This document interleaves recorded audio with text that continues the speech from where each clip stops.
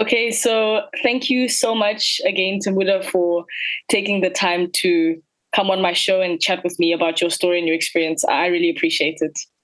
Thanks for having me, Boykanyo. It's an honor actually to be here and for people to be, realizing that the impact that we're making and really being called to such platforms to share my story. It's an honor, really. Yeah, thank you so much. So my first question for you is, could you explain to the audience a bit more as to who you are and what is your story? So in other words, who is Tamuda Chimhanda and how did he get from being a child to being where you are now? Oh, interesting. It's really hard to condense the whole couple of decades journey to, I don't know, you want me to speak for 2 minutes? But let's see. As long as or as quickly as you want to. It's up to you. For sure. Mm, My name is Tamuda once again, and when I was a little child, it's the little things that my mom would always say, hey, do not break that remote, do not open that calculator that made my childhood. I used to be that notorious kid who would break things in the house, from appliances to anything really that I saw moving and was breakable. I would mm, make sure to break it. So she used to buy me cars, toy cars sometimes, mm, but they would only last for a day because I was more interested in whatever that was happening inside more than just seeing it move, right? mm, So she stopped buying me cars. And that's when I started to break things that were in the house that she actually loved. So she would beat me really bad for doing that, but I actually never stopped. And weird enough, when she passed on a couple of years ago, I was broken, I promise. But the flip side, right? Got to look at the positives, was that I could now, break things without being bitten. Right. And the one time broke my dad's radio. It was his favorite piece in the house. And I really thought I was going to get beaten when he got back from work that night. He never used to beat people unless it was that extreme. So I thought I had done, the most mm. extreme. The And I extreme, was yeah. waiting for it. Yes, I was waiting for it. But what followed after when he came was a whole 1 hour long lecture, right? He told me a lot of reasons why I should not be doing what I'm doing. And from all of the things he said, one thing that really captured me was this question that if mom was here today, would she be happy with what I'm doing? And it sort of prompted me that instead of being a breaker, why don't I be a maker and be the one to, build things instead of making things? So that's when I started building and making things. And uh, 20 years later, I'm still just building stuff, and I owe it to my dad for that lecture. So yeah, I build stuff. I am in love with robotics, computer engineering. I'm currently studying electrical and computer engineering at the University of Rochester here in New York. And so from that breaking, I moved on to being a maker and called to be a part of the my school's robotics club in primary school. We won the national competitions at that time. Mm. Uh, Really Wow. wonderful memories. And from then on, was called to be a part of the national robotics team for Zimbabwe, and I was chosen amongst the five most passionate to represent the country at the Robotics Olympics held in Mexico. And it was really a great experience, eye-opening. We can talk about that later. And moved on to the African Leadership Academy, where I, sort of got my eyes even more opened and got to meet a whole new bunch of people that would then transform my life even further. And here I am now at the University of Rochester, advancing my passion and career in electrical and computer engineering with a minor in business finance. Mm. Yeah, no, wow, that's such an incredible story, and it's really cool to hear like how you kind of managed to take something that was viewed as negative and reveal like the deeper thing of like wanting to make things and wanting to create things and like understand how they work and how that's linked to the rest of your life. So that's really cool. Yeah, for sure, for sure. And like I said, I owe it to my dad. And I mean, if I had not broken his radio, I might not even be here today. Mm, yeah. So could you tell us more about some of the businesses that you founded and how that sort of came about? Yeah, for sure. So I mean, life of being a maker, right? It's always it means seeing opportunities when there are problems, right? What everybody else might be seeing as a problem. I had to learn to view an opportunity and not just view an opportunity, but build a solution and commercialize it, Yeah. right? So I have gone from uh, starting the silliest of businesses, which failed. Um, but from each of those experiences, I picked a couple of lessons, and I am still learning and still growing from those. I co-founded Glimmer Virtual Reality. It's a virtual reality consultancy company where we are trying to bring access to uh, VR and AR in Africa, right? It's bringing those emerging technologies to people that might not have access to those kind of technologies, be it in education. We want you to learn in a much more immersive way, right? You are sort of experiencing what you're learning. If it's in what else? Tourism, for example, which was really affected by the pandemic. We wanted to allow people to travel without actually traveling. So Mm, imagine coming to Victoria Falls. I'm not sure if you know about Victoria Falls. It's one of the seven wonders of the world, really yeah. beautiful site in Zimbabwe. We wanted you from wherever you are from to be able to go to Victoria Falls and experience Victoria Falls as if you're there without actually being there in Mm, while in the pandemic. And also for people that do not cannot afford to be going to these places just for leisure and tourism. You know, you can't uh,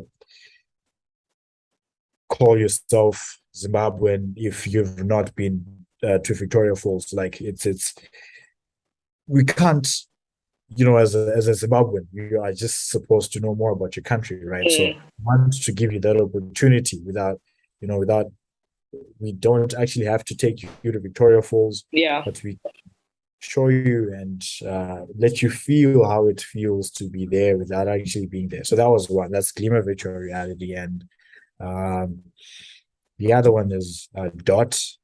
Dot is a fintech startup that's aimed to allow students to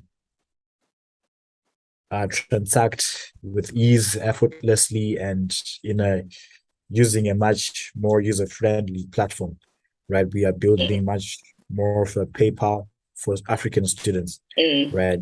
This is a problem I experienced personally where I could not open an international bank account. Being a gamer, I could not transact, I could not complete in-app purchases. You know, playing these games, you have to buy some currencies and some yeah. tokens in the game. You can't do that if you do not have an international card. So I met my partner at African Leadership Academy, and he also experienced the same problem coming from Nigeria. And we started Dot on campus, and we sort of ran a simulation. And so it's from launching the startup and serving our first customers. That was the most satisfying experience ever, I Mm, promise.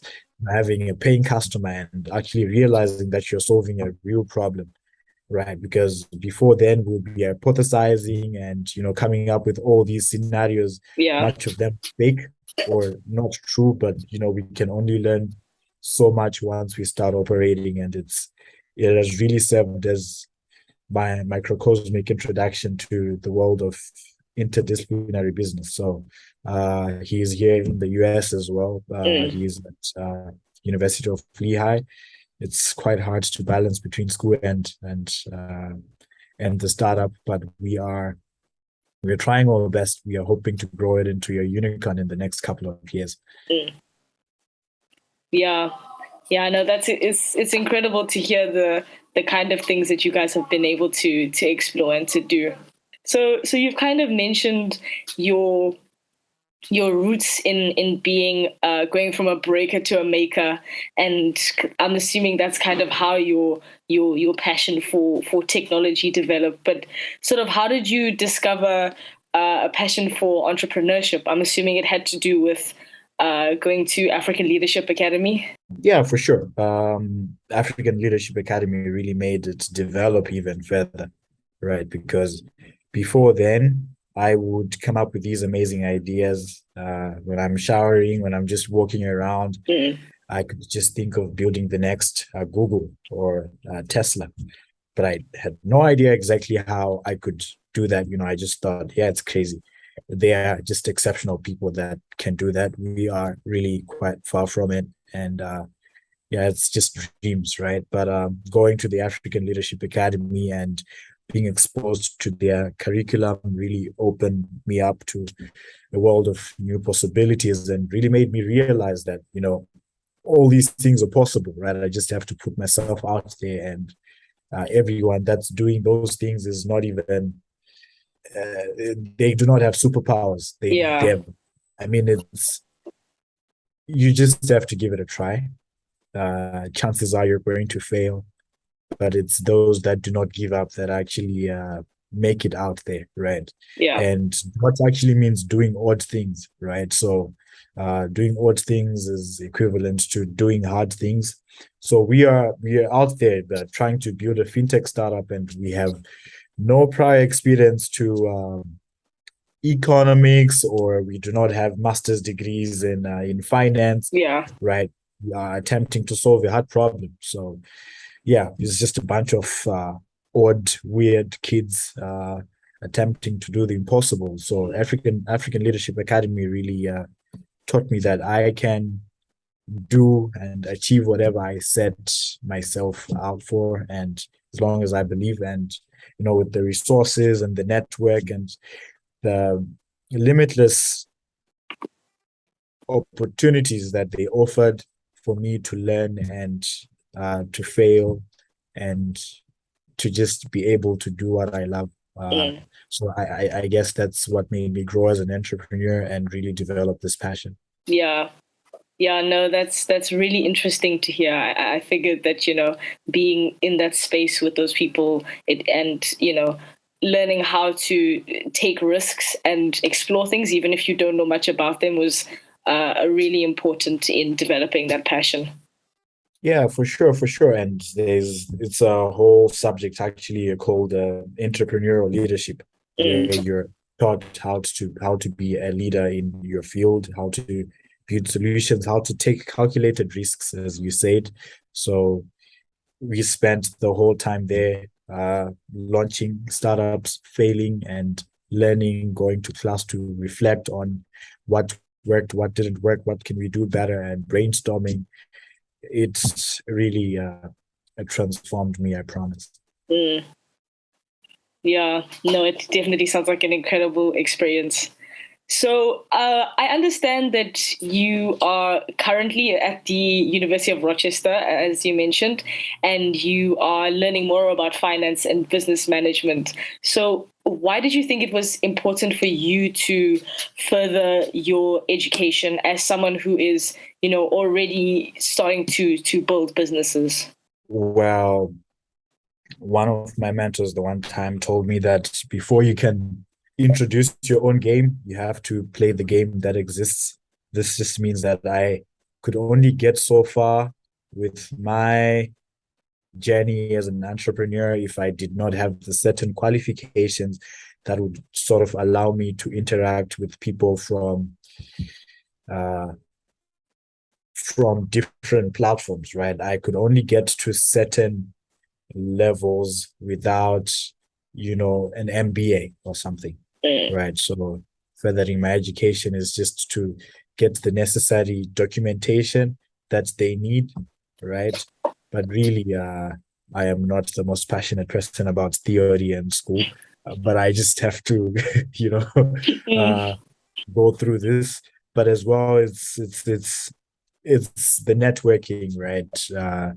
Meeting people that are even more amazing, people that have done crazier things, and learning how they did what they did, and collaborating with these people. And it's some of those people are going to end up as partners in some of these businesses, which is great. And amazing professors and the opportunities as well, right? Mm. So it's a ton of opportunities to learn, because I often share this with my partner, that one thing that makes us a threat as we're building Dot is not that we are the best at what we do, but because we learn. We are never the same as we were Mm. yesterday, right? So it's that mantra of continuous learning and continuous improvement, that I am here furthering my education and trying to, pick up on anything that can allow me to build even better stuff.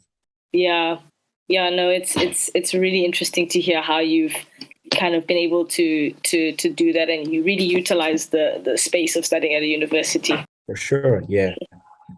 Yeah. And you also mentioned that studying and running these kind of businesses has been quite a challenge. So, like, what are some of the things that you have done or like are trying to do to cope with that difficulty? To be honest with you, I am still struggling with that. I am still looking for the best way to, balance. If you've got any advice, I'll be really grateful. Mm. But yeah, I guess the most important skill in this case would be discipline. Really, being able to, you know, uh, balance out and plan out your things well and follow your routine religiously, because it's very easy to, there's a lot going on at any particular moment. Yeah. You're getting invites to attend this event, this party, uh to, I don't know, have a chat, be a part of a game, or just join someone else who's building something different. So it's the ability to discern between what is worth your time, what should you prioritize, and what should you be working on. And for the things that you're working on, it's being able to plan it out well, because we all have just 24 hours, right? So how can we put Yeah. it all in 24 hours while also getting enough time to rest and enough time to, connect with other people? So I guess it's something I'm still trying to work on, just to be disciplined enough and to protect my time, and while also watching out for my mental health, of course. Mm. Yeah, no, absolutely. And, I can say I have similar struggles as well. As someone, I'm actually doing a degree in mechatronics. I'm doing my first year, so I'm actually pretty Crazy. similar. Yeah. I can imagine. I can imagine. Yeah. So, just doing this as well, it has been challenging, but I think also just because it's so fulfilling, it makes it easier to kind of motivate me to figure things out. For sure, for sure. And they say that, if you're doing something that you love, it's not really work, right? It suddenly Yeah. becomes a hobby. So it's important to, fill up the schedule with things that we actually love doing. And you don't really feel it, to be honest. It if you are just showing it to someone out there, it looks like, wow, that must be a really hectic schedule, right? And Mm. it must take a lot of brain power, but because it's internal, it's in the core, it's what I love to do. It does not really feel like work, but it's just having fun the whole time. Yeah, exactly. Exactly. It's like it might look like more work, but it actually helps you to cope with the other things that you have to do. Exactly, you've got it. Yeah. Yeah, Yeah. Yeah, no, that's definitely been my experience so far. that's great, and I'm glad that you're finding a way through it. Yeah. So, what made you decide to study overseas? And why do you think that so many successful entrepreneurs in Africa have not only studied at tertiary level, but a lot of them seem to study in places like America? Well, a lot of people, I guess, would see this as running away from home. Uh, but for me, this is preparing myself to make better impact back at home, right? So if we're talking about the opportunities that are here, and the people. There's a lot of high impact people that you have access to, that you can learn from. Uh, People that have built the biggest tech companies that are out there, right? It's being close to that network, being a part of their circle, and connecting with these high impact people, such that we can learn as much as we can, gather as much as we can, so that we can bring it all back home, right? So 5 years from now, I'm looking at, knowing all these high impact people that would be instrumental as we build Dot, such that by the time we are really scaling this into a Pan-African product, we have all we need. We have all the resources. We have all the support that we need to just sort of guarantee our success. So it's mainly for the opportunities and the people and the lessons that we learn here, because here it's much more of a fast life. Things are going on very quickly, and they're adapting to new technologies every single day. So pick up on those trends. My goal really is to bring us access back home. So whatever it is I feel would be important for an average boy and girl back in Harare, I really want to bring it back. So I guess it's for that reason mainly that I am here, to just get access to the opportunities and the high level education, which would just set me up for what I'm planning to build. Mm. Yeah, no, I think that definitely makes a lot of sense. Being able to get not only knowledge at a different level, but also the networking and just learning about the way things are done, even outside of a classroom. I think that's a really important thing that you can bring back and that other people have done before. For sure. And yes, one thing that I just picked on while you're speaking is uh, back in my country, the education system focuses mainly on theory, right? On just reading and passing an exam, Yeah. right? It's just focusing on things that are out of the world, things that do not really help you out in the world, that do not help you to be a real player in this kind of field. So it's one thing I also came for. It's being able to get your hands dirty, right? To be out there, to actually be uh, touching and moving objects, right? Moving pieces and making things happen, learning how to actually get things done, how to execute, right? Because it's one thing to read a textbook, it's another thing to actually know how to, to complete whatever it is that you are learning in the textbook. So Yeah. we are focusing on the practicality of things here is actually the other thing that drew me. Mm. Yeah, no, that definitely makes a lot of sense. So for you, what do you think has been sort of the most fun or exciting or fulfilling part of your journey?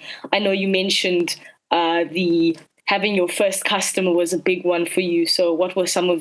Well, it's getting to meet other like-minded people. Mm. Meeting my partner who shares the exact same problem and is from a different part of the world, West Africa, Southern Africa. It's just blew me that we are all interconnected. We are going through the same things, and also meeting uh, totally different people that are nowhere close to being like me. Right? They have totally different experiences. They think way differently from me, and it's just amazing to be learning about all these new people and just finding out how exactly things are working from different parts of the world, how diverse the world actually is. Because at times we're in a bubble, right? We just think everything revolving around us is just how Yeah. it is.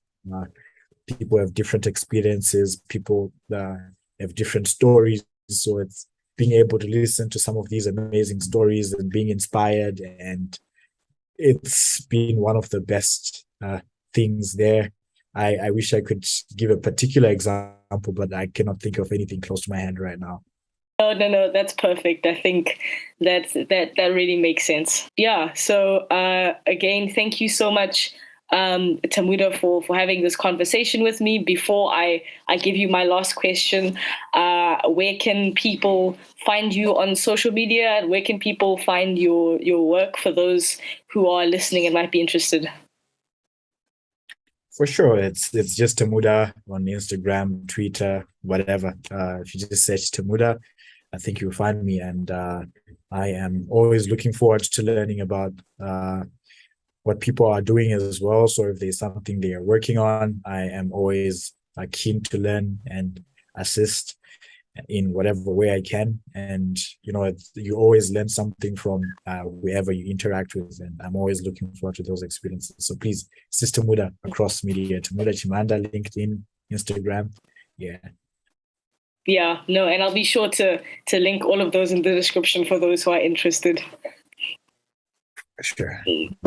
Yeah, so thank you so much, Tamuda, for taking the time to have this conversation with me. And I just have one last question for you that I like to ask every guest on my podcast.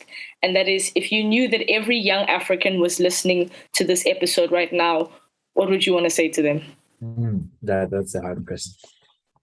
But drawing from my own journey, I would say do not let the environment you grow under, the circumstances you grow in, that determine who you get to become in life, right?